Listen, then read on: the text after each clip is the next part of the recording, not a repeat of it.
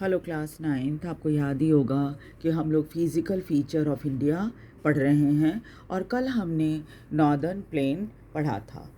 Northern plain से related एक map है जो कि मैं चाहूँगी कि आप ज़रूर देखिए। ये मैप आपकी फिगर 2.2 है जो कि आपकी बुक में ही है, पेज नंबर 9 में। तो आपको थोड़ा आइडिया होना चाहिए कि नॉर्दर्न प्लेन कहाँ पर है।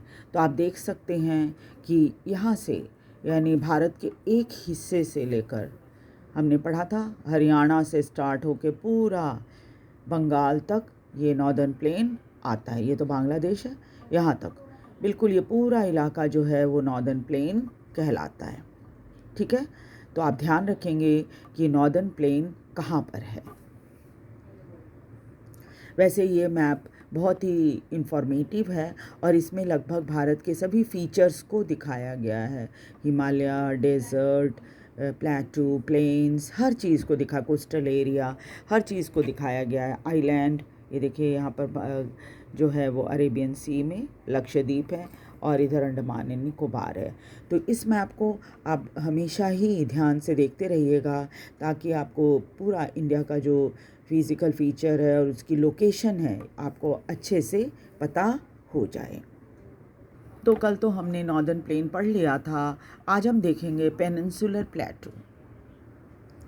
The peninsular plateau is a tableland composed of the old crystalline, igneous and metamorphic rock. आप प्लेटू जानते हैं, प्लेटू की तो यही डेफिनेशन है ना कि वो एक टेबल्ड लैंड होता है। तो इस तरह से क्या है, पेनिनसुलर प्लेटू भी एक टेबल लैंड है जो कि ओल्ड क्रिस्टलाइन, इग्नियस और मेटामॉर्फिक रॉक से बना है। इग्नियस आप समझते ही हैं, जो आग से उत्पन्न हुआ हो, और मेटामॉर्फिक रॉक जो समय, परिस्थिति और हीट और इन सब के प्रेशर, इन सब की वजह से अपनी स्थिति को बदल ले, है ना। ऐसे रॉक्स को मेटामॉर्फिक रॉक कहते हैं। It was formed due to the breaking and drifting of the Gondwana land and thus making it part of the oldest landmass. और आपको पता ही है कि जब धरती के लगभग सभी ज़मीनी टुकड़े मिले हुए थे तो उनको गोंडवाना लैंड कहा जाता था। आज जो आप देख रहे हैं अलग अलग कॉन्टिनेंट, वो एक समय ऐसा था कि जब सभी ये लैंडमास जो पूरे दुनिया का है वो एक ही जगह जुड़ा हुआ था और उसको गोंडवाना लैंड कहा जाता था।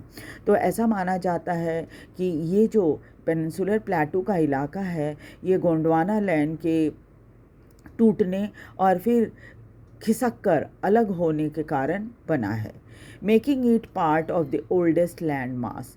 और इसको ऐसा माना जाता है कि ये भारत का सबसे पुराना ज़मीनी टुकड़ा है। The plateau has broad and shallow valleys. इस प्लेटू में बहुत चौड़े और बहुत ही शैलो यानी बहुत ज़्यादा गहरे नहीं, ऐसी घाटियाँ हैं। और राउंडेड हिल्स, और हिल की जो ऊंचाई है वो नुकीली नहीं है, वो गोल है ना, गोल सी है। जब पहाड़ियाँ बहुत पुरानी हो जाती हैं तो अक्सर क्या होता है, उनका जो टॉप होता है, जो पीक होता है, पीक क्या होता है, वो थोड़ा धीरे धीरे गोलाई के आकार का हो जाता है। This plateau consist of 2 broad division. इसके 2 मुख्य डिवीज़न हैं, namely the central highland and the Deccan plateau. चलिए एक बार फिर से इस मैप को देखते हैं और देखिए ये पोर्शन जो है डेक्कन प्लेटू का है और इस इलाके को ऐसा माना जाता है कि ये गोंडवाना लैंड का हिस्सा हुआ करता था। और यही कारण है कि इसे भारत का सबसे पुराना ओल्डेस्ट लैंडमास माना जाता है या ज़मीनी हिस्सा माना जाता है। The part of the peninsular plateau lying in the north of the Narmada river covering a major area of Malwa plateau. Peninsular plateau का एक हिस्सा नॉर्थ वाला ख़ास तौर पे ये नर्मदा रिवर के नॉर्थ में है और ये मालवा प्लेटू का ज़्यादातर एरिया कवर करता है और इसको हम सेंट्रल हाईलैंड के नाम से जानते हैं। The Vindhyan range is bounded by the Satpura range on the south, Vindhya range जो है वो सतपुरा रेंज से की तरफ साउथ में है, and the Aravalli on the north west, और अरावली की पहाड़ियाँ जो हैं वो नॉर्थ वेस्ट में हैं. The further westward extension gradually merges with the sandy and rocky desert of Rajasthan. चलिए एक बार फिर से मैप में थोड़ा देख लेते हैं. तो देखिए, ये रहा विंध्या रेंज और ये रहा सतपुरा रेंज, है ना. और ये विंध्या रेंज जो है वो धीरे धीरे करके राजस्थान के में आगे बढ़ता हुआ ये ग्रेट इंडियन डेजर्ट जो आप देख रहे हैं यहाँ जाकर मर्ज हो जाता है. ठीक है. The flow of the river draining this region, namely Chambal, the Sindh, the Betwa and the Ken, is from southwest to northwest. अब आप देखिए यहाँ पर जो 4 नदियाँ हैं, प्रमुख नदियाँ, इसमें चंबल, सिंध, बेतवा और केन नदी है. ये साउथ वेस्ट से नॉर्थ ईस्ट की तरफ बहती है. Thus indicating the slope, इससे आपको जो ज़मीन की ढलान है उसके बारे में समझ में आ जाएगा. The central highland are wider in the west but narrower in the east. Central highland जो है वो पश्चिम की तरफ चौड़ा है और ईस्ट की तरफ थोड़ा पतला है. The eastward extension of the plateau are locally known as Bundelkhand and Baghelkhand. इसका पूर्वी हिस्सा जो है प्लेटू का, उसको बुंदेलखंड और बघेलखंड के नाम से भी जाना जाता है. The Chotanagpur Plateau mark the further eastward extension. Chotanagpur प्लेटू जो है वो और ज़्यादा पूर्व की तरफ है, ड्रेन बाय दामोदर रिवर, और यहाँ पर दामोदर नदी बहती है. तो चलिए अब मैप में छोटानागपुर प्लेटू भी देख लेते हैं. ये देखिए, ये जो थोड़ा सा डार्क कलर में आपको दिखाया है ये क्या है, जैसे जैसे इसकी ढलान इधर इसकी तरफ हो रही है, यहाँ पर हो रही है, यहाँ पर ढलान जो है विंध्यास की राजस्थान की तरफ हो रही है. ये इधर थोड़ा सा छोटानागपुर प्लेटू जो देख रहे हैं आप, यहाँ पर दामोदर नदी भी है. वैसे इस मैप में दिखाया नहीं है, बट यहीं पर छोटानागपुर प्लेटू के पास ही दामोदर नदी भी है. ये छोटानागपुर प्लेटू है जो कि पूर्वी दिशा में है. ये पूर्व दिशा है और ये पश्चिम है. ठीक है. तो ये पूर्व दिशा की तरफ छोटानागपुर प्लेटू है. The Deccan Plateau is triangular landmass that lies in the south of the river Narmada. अब आपको इस मैप में साफ दिख ही रहा होगा कि यहाँ पर ये नर्मदा नदी है और उसके बाद ये डेक्कन प्लेटू है और ये ट्रायंगुलर शेप में है ना. इसका ट्रायंगुलर शेप तो आपको दिख ही रहा होगा. तो ये नर्मदा नदी है और ये नर्मदा नदी के दक्षिण में है ये डेक्कन प्लेटू, और ये ट्रायंगुलर शेप में है.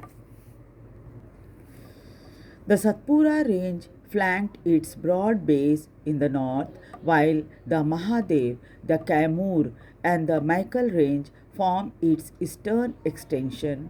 Locate these hills and range in the physical map of India. आप प्रैक्टिस भी कर सकते हैं इसकी कि फिज़िकल मैप में कि ये तीनों जो पहाड़ हैं यानी जो हिल्स के रेंज हैं, महादेव, कैमूर और माइकल रेंज, ये कहाँ पर है. तो चलिए एक बार फिर से देखते हैं. ये जो सतपुरा रेंज है इसके ठीक पास में आपको महादेव हिल्स तो दिख ही रहा होगा, है ना. तो आप इसे आराम से लोकेट कर सकते हैं मैप में.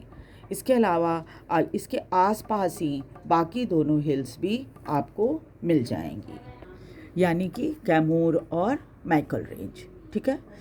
The Deccan Plateau is higher in the west and slopes gently eastward. Deccan Plateau जो है वो पश्चिम की तरफ थोड़ा ऊंचा है और इसकी ढलान जो है धीरे धीरे करके पूर्व की तरफ होती है. An extension of the plateau is visible in the northeast, locally known as Meghalaya Karbi Anglong Plateau and North Kachar Hills. It is separated by a fault from the Chotanagpur प्लेटू. और छोटानागपुर प्लेटू में एक फॉल्ट है, यानी गहरी जगह है, उससे ये अलग होती है ये तीनों. है ना, छोटा नागपुर प्लेटू से। 3 prominent hill ranges from the west to east are गारो, खासी and Jaintia. 3 prominent hill ranges हैं ईस्ट में, जिसमें गारो, खासी एंड जयंतिया हिल्स हैं। आइए एक बार फिर से मैप में हम देख लेते हैं कहाँ पर है ये। तो ये है गारो और ये है खासी और ये है जयंतिया। ये 3 हिल्स हैं, है ना। आपको दिख ही रहा होगा, छोटा नागपुर है, उसके आगे आगे जाने पर, पूरब की तरफ जाने पर, आप बांग्लादेश को छोड़ दीजिए, पूरब की तरफ जाने पर आपको ये 3 हिल्स दिखेंगे, गारो, खासी and Jaintia. The Western Ghat and the Eastern Ghat mark the western and eastern edges of the Deccan Plateau respectively. अब मैप में आप ईस्टर्न और वेस्टर्न घाट भी देख लीजिए। तो ये तो नाम से ही आपको बहुत आसानी से समझ में आ जाएगा। जो पूर्वी हिस्सा है इसको ईस्टर्न घाट कहते हैं और जो पश्चिमी हिस्सा है इसको वेस्टर्न घाट कहते हैं। तो एक तरह से क्या हुआ, ये बॉर्डर बना रहे हैं बिल्कुल, ईस्टर्न और वेस्टर्न घाट, ठीक है। तो डेक्कन प्लेटू का ये एजेस या बॉर्डर बन गए। Western Ghat lie parallel to the western coast. जैसा हमने देखा, वेस्टर्न घाट जो है वो वेस्ट कोस्ट के पैरेलल में है। ये देखिए बिल्कुल, ये वेस्टर्न घाट है और ये वेस्ट कोस्ट है भारत का। तो ये बिल्कुल इसके पैरेलल चल रहा है। उसी तरह से ये ईस्टर्न कोस्टल एरिया है भारत का और ये ईस्टर्न घाट जो है इसके ठीक पैरेलल चल रहा है। They are continuous and can be crossed through passes only. ये बिल्कुल कंटिन्यूअस हैं और इसके बीच में पासेस, ये जो गैप आप देख रहे हैं ना, इसको पासेस कहा जाता है। दो आपने देखा, और ये लाइन जो फिर यहाँ पर देखिए ये है, तो इसको पासेस कहा जाता है। तो आप इधर इस एरिया से इधर इन पासेस के थ्रू जा सकते हैं। उसी तरह से ईस्टर्न घाट में भी है। आप देखिए यहाँ बीच में इसको पासेस कहा जाता है। तो इन पासेस की मदद से आप इस एरिया से यहाँ कोस्टल एरिया तक पहुँच सकते हैं। लोकेट द थाल, भोर and Pal Ghat in the physical map of India. अब आपको फिजिकल मैप ऑफ इंडिया में इन तीनों जगहों को फाइंड आउट करना है। Western Ghat are higher than the eastern Ghat. अब ये कंपैरिजन है दोनों का। अक्सर एग्ज़ाम में कंपैरिजन करने के लिए भी आ जाता है कि दोनों में अंतर बताइए कि वेस्टर्न घाट और ईस्टर्न घाट में क्या फ़र्क है। तो यहाँ पर सबसे पहला फ़र्क तो ये है कि वेस्टर्न घाट ज़्यादा ऊंचा है ईस्टर्न घाट की तुलना में। Their average elevation is 900 to 1600 meter as against 600 meter of the Eastern Ghat. इसकी जो वेस्टर्न घाट है इसकी ऊंचाई 900 से 1600 मीटर है, जबकि ईस्टर्न घाट जो है वो 600 मीटर तक ऊंचा है। The Eastern Ghat stretches from the Mahanadi Valley to the Nilgiri in the south. Eastern Ghat जो है वो महानदी से स्टार्ट होता है, महानदी वैली से स्टार्ट होता है और नीलगिरी साउथ तक जाता है। चलिए अब इसे भी मैप में देख लेते हैं। ये देखिए महानदी है ना, महानदी की घाटी से ये स्टार्ट होता है और यहाँ पर ये जो नीलगिरी हिल्स आपको दिख रहा होगा, ये नीलगिरी हिल्स है, यहाँ तक ये आता है, ठीक है। ईस्टर्न घाट याद रखिएगा, ये ईस्ट हिस्से में है और इसका नाम ईस्टर्न घाट है। उसके बाद ये देखिए, the eastern Ghat stretch from Mahanadi valley to the Nilgiri south. ये हमने देख लिया। Eastern Ghat are discontinuous and irregular and dissected by river draining into bay of Bengal. Eastern Ghat जो है वो बीच बीच में टूटा हुआ है, ये भी हमने देख लिया है। चलिए एक बार फिर से याद दिलाने के लिए मैं दिखा देती हूँ। ये देखिए यहाँ स्टार्ट हुआ, फिर ये बीच में गैप है, पासेस हैं, फिर यहाँ से यहाँ जगह खाली है, फिर ये इधर जाकर ख़त्म हो गया। ये डिसकंटिन्यूअस है, कंटिन्यूअस नहीं है। ये इधर आप देखिए वेस्टर्न घाट ज़्यादा कंटिन्यूअस आपको दिखेगा ईस्टर्न घाट की तुलना में। ऐसा क्यों है? क्योंकि यहाँ बीच बीच में बड़ी नदियाँ हैं जो कि यहाँ से निकलकर, इन पहाड़ियों से निकलकर, डेक्कन प्लेटू से निकलकर बे ऑफ बंगाल में जाकर मिलती हैं, इसलिए ये डिसकंटिन्यूअस हो गई। यहाँ भी देखिए कावेरी रिवर है, यहाँ भी देखिए आप गोदावरी रिवर है, यहाँ महानदी रिवर है, ठीक है। तो क्या होता है, इसके कारण ये जो ईस्टर्न घाट है ये बीच में टूट गया है, गैप हो गया है इसके बीच में, इसीलिए इसे डिसकंटिन्यूअस कहा गया है, ठीक है। Dissected by river draining into bay of Bengal, the western Ghat cause orographic rain by facing the rain bearing wind moist wind to rise from the western slope of the Ghat. लेकिन क्या है, वेस्टर्न घाट जो है यहाँ पर ओरोग्राफिक रेनफॉल होता है, क्योंकि रेन बेयरिंग जो ये होते हैं विंड्स होती हैं वो वेस्टर्न स्लोप से इधर घाट की तरफ आती हैं।